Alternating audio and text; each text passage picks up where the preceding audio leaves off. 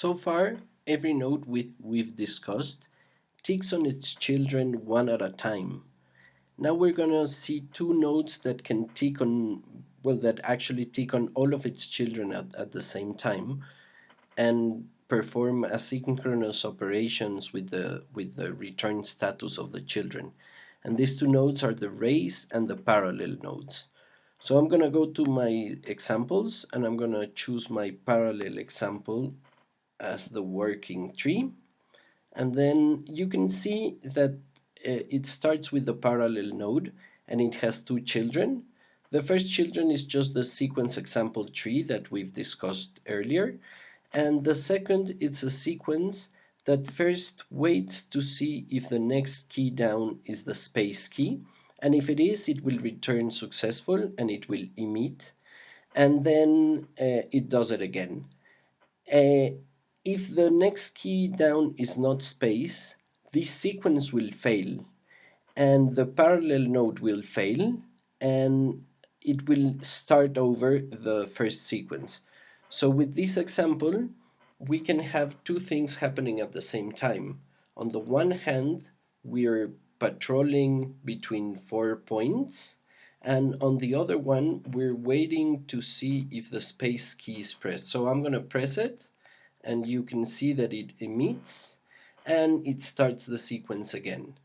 Now imagine that the first sequence is over, like so, and this sequence node returns successful, but the parallel node will keep on running until all of its children have succeeded. So if it has one children running, it will return running. So for the parallel node to start over, I can either finish this sequence by pressing space twice, so 1 and 2, and there we go again. Also, I can finish that sequence first, so I already emitted twice, so this is over, and or I can make it fail by pressing some other key. You can see that the sequence starts over because this was not space, and that made the parallel node fail. So the important thing is that this node is sort of like an asynchronous selector that will try to it's like an asynchronous sequence which will try to run all of its children to succeed, but if one fails, it fails. Now the other asynchronous node we have is the raise one, so I'm going to choose the raise example and I'm going to run it.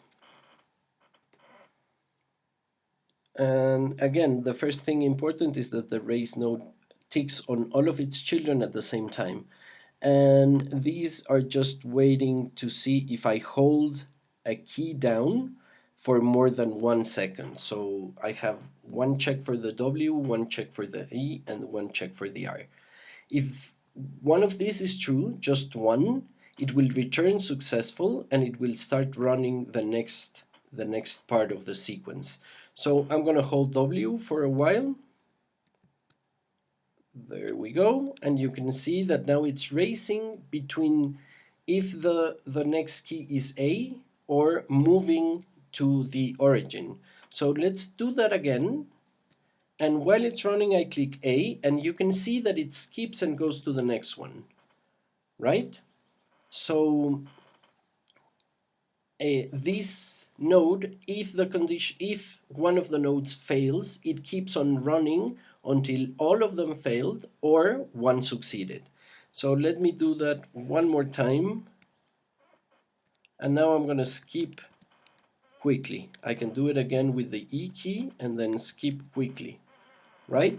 So that's the raise node, and the name makes a lot of sense because it raises the status of the children until the first one succeeds and then it bails out.